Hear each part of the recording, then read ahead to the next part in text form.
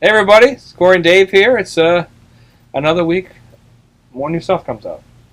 Again. It's October. It's the week of Comic-Con. Happy October, everybody. So we'll see you there, or depending when you watch this, you saw us there, but we'll definitely be there.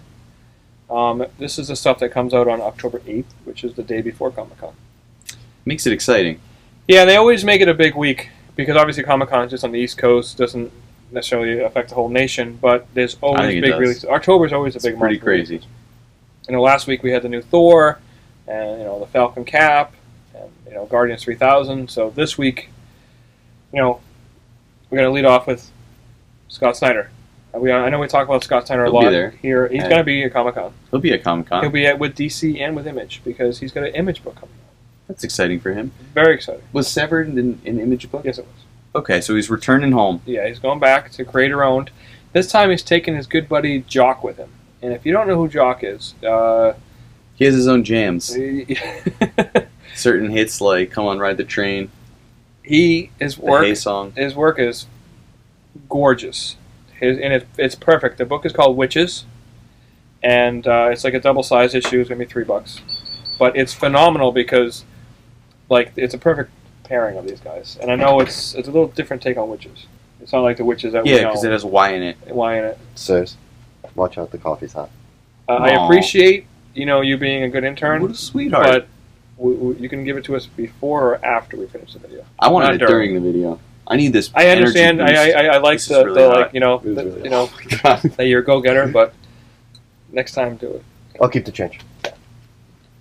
Give him a 50. Keeps the change, Anyways, go back to Wytches. Give him Corey fun bucks. Isn't it like all the people that were persecuted and killed as witches weren't really witches? What it says is everyone who's been persecuted and killed by witches in your home state. Way to go, Corey! Friggin' Massachusetts people just love burning people at stakes. They do. That's kind of cool, right? No, it's creepy. So, anyways, this is really hot. I'm gonna put this down. This is some witch magic. This isn't hot at all. I think we should burn Rusty at the stake. So all those people aren't witches, but there are real witches, and they're crazy. They're really scary. They're like scary guys. So, but where are the witches? Nobody knows. If they found them, they would have burned them. But they say that they survive, and they do really messed up stuff. Is it present day? It is present day. And from the preview, it just looks like a witch is this horrifying creature that steals babies. Yeah, so if you're a baby... Look out. It's a bad time to be a baby now. If you look at Jock's art, it fits the book. It fits the mood of the book. So it's... No, Jock's art is awesome. Definitely every Batman cover that he's done.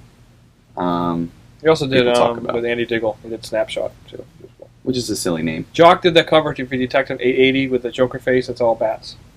That's a Jock cover. And it's on T-shirts now. It's on iPad covers. It's awesome. Speaking of Scott Snyder, though, you got Batman 35 comes out. Of course. It kicks off the Endgame storyline. So it's... Say that they began Batman with a 0 year, and now this is possibly his end. It's not going to be his end, but it's going to be kind of cool. How do you know? You didn't write it. It's Scott Snyder. You're not Scott Snyder. And we're going to You're just Corey. We're going to stay in the Bat family, but this time we're going to go to another character. There's a little bit of controversy on this one. They are changing and revamping Batgirl a little bit. They're going to make her... they're going to try and cater her to a younger audience. So they're making her like younger and more like current, I guess you could say. We should do that to Zapp Talk. Well, then that would just be good review.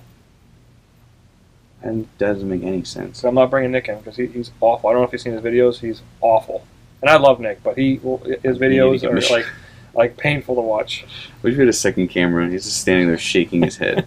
That's all he does. But as far as Batgirl, they're making her more It's pretty simple. All of her stuff was on fire, so she's moving out to not Brooklyn, but Brooklyn, and she's going to figure out the different threats to all the cool hip people that are down there, and she has to make her own new Batgirl suit. So yeah, she got some Doc Martens. It looks like something that you made as opposed to like a spandex, like, costume that Alfred put away the sewing machine. Yeah, so this one, there's a lot of buzz on it. It's by Cameron Stewart, Brandon Fletcher, and a girl, I should say, Babs Tarr, I think. It's a new artist. And if you don't know what the suit looks like, the costume, and you're at Comic-Con, I figured you'll see enough of them. Yeah, it's very easy to make, so it'll be cool. I think it's going to be a cool new look that people will. Yeah, the buzz around it's been positive, so we'll see. It's neat. Go back to Marvel. You got Avengers and the X-Men Axis #1. People are like, oh boy, another event. I hope it does something. Original Sin was really cool. It wasn't like groundbreaking, but it was kind of neat. But I think people are like, will you please? You're gonna do these. And this one's 9 issues. That's fine. It's fine. Do you know why it's fine? Because Rick Remender's writing it. Yeah, Rick Remender's writing it, which I have all the faith in the world, and I just hope I hope people are happy with it, because ever since Civil War, they've all been letdowns. I disagree. No, I'm not talking about like me. I'm talking about sales wise. If you don't want to read crossovers, just don't read them.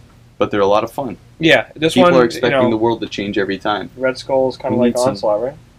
Red Skull. This comes out of Uncanny Avengers, which comes out of Uncanny X-Force. So this is kind of a Remender legacy. And the beginning of Uncanny Avengers, they stole Professor Xavier's brain, which sucks for him, because you need that. Well, I guess he was a dead guy. You don't really need your brain when you're a dead guy.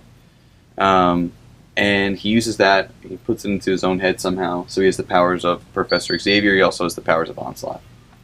And it's all about what characters can stand up and do something. They say Magneto killed the wrong person. What does that mean? And it revolves around Rogue, Scarlet Witch, but Iron Man, Tony Stark, has discovered something that will change him forever. Well, when did he become superior, Iron Man, soon, right? Yeah, so let's see if this makes him superior. We'll see. Rogue's kind of cool. Rogue's like the Corey Brown of the X-Men. Rogue is awful. I'm sorry, guys, if you like Rogue. I don't like Perfect. That's why Rogue is like the Corey Brown of the X-Men.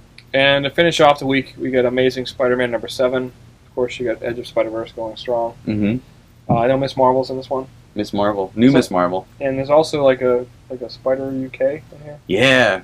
It's a Brit Spider-Man. It's kind of cool. It's kind of like it looks kind of like Captain Spider Britain, Chap. and he's like standing there with the symbol on his shirt. So it's kind of cool.